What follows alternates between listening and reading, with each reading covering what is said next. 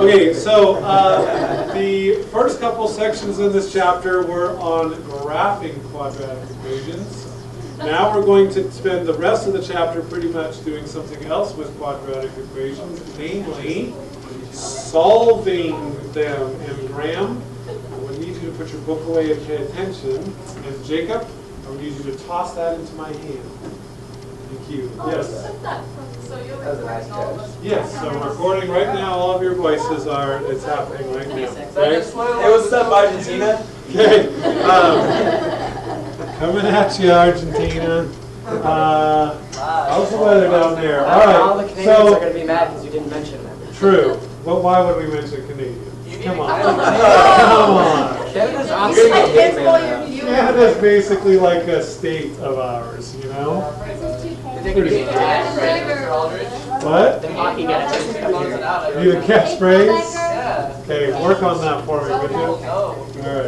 All right. Anyway, so if I want to solve the equation m squared minus 36 equals 0, what I'm looking for, of course, is a value of m, or values of m, that if I plug it in there, I get the answer, right? I get this side equals 0 and that side equals 0. So math instinct tells you what should you do first to solve this problem. Yes?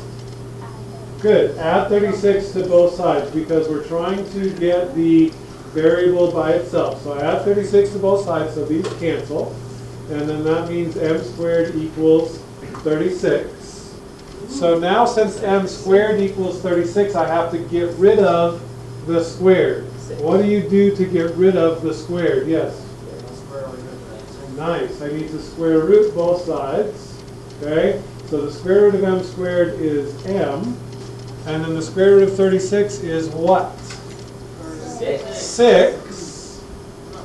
Or what else? Negative 6. Good. Because not only is 6 times 6 36, but negative 6 times negative 6 is also 36. So either one of those answers will work. So for the first time now in this class, we're doing problems that have more than one answer. Okay? And the reason why they have more than one answer comes from looking at the graphs. And I'm not going to make you graph these and solve them that way, but that is a different way to do this. But if I look at the graph of m squared minus 36, you should notice a relationship between the graph and those answers. So if I go x squared minus 36, and then you keep in mind,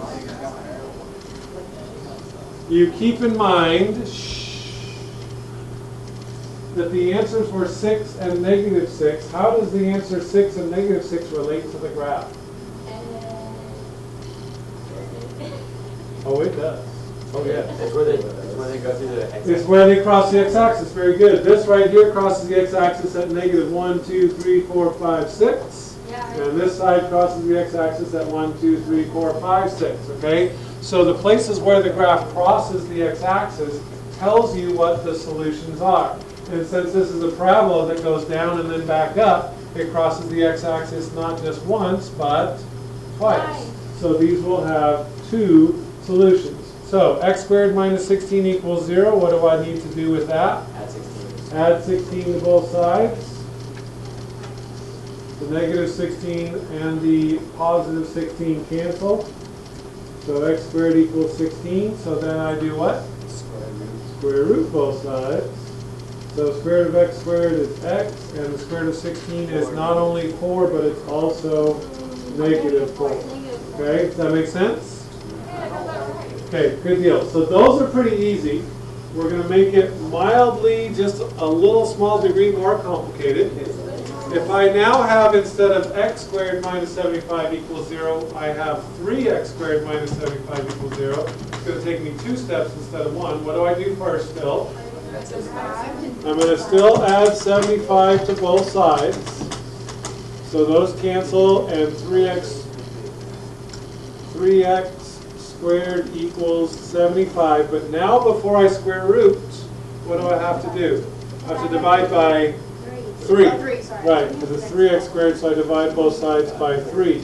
So that means x squared equals 25, which means x equals, right, plus or minus 5.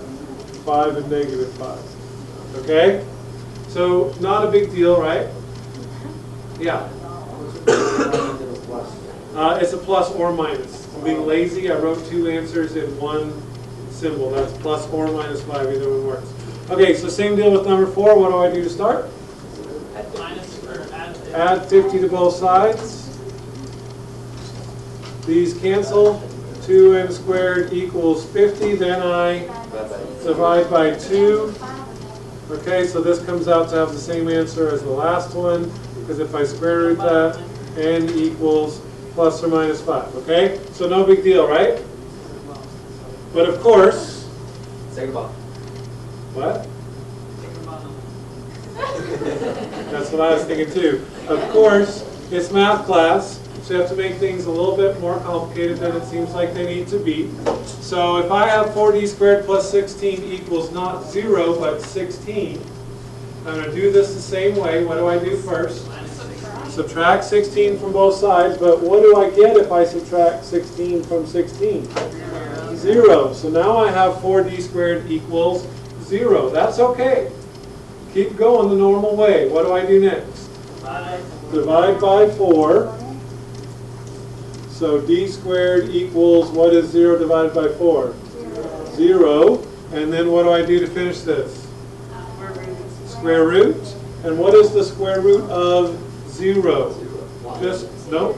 Just 0. Yeah, positive or negative 0. No, just plain old 0. There is no such thing as plus or minus 0. So if your answer equals 0, since plus 0 and minus 0 are the same thing, then it turns out you only get one answer for that. Okay? All right, good deal. Okay, and then the last one, something even freakier happens now. 3x squared plus 15 equals 0. What do I do to start? What? Right, I have to do the opposite. So since this was plus 15, I'm going to subtract 15. So the 15's cancel. So 3x squared equals negative 15. And then I do what? Hey, pay attention. This is important. Okay, divide by 3 just like we did before. So x squared equals negative 15 divided by 3 is negative 5. Right, and then I square root both sides, so I get x equals, what is the square root of negative 5? I don't have any idea either. Do you know why?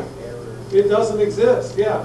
I can't take a number and multiply it by itself and get a negative number, because a positive times a positive is a positive, and a negative times a negative is also a positive. So you cannot take the square root of negative numbers, so this problem right here turns out to have no solution. Okay? There's no number that I can plug in for x in this original equation and have it equal 0. Okay? So if you end up trying to take the square root of a negative number, just know that that means there is no solution. Dylan? 5 with the 16 and 16. Those numbers are the same relative. Nothing, he didn't say anything. He said, can I use the bathroom? Why did you say nothing? Why do you tell him to shut? Because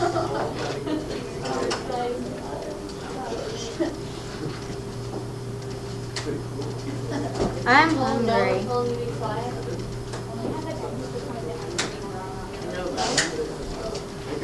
I just told Dylan no, he's going to tell you again.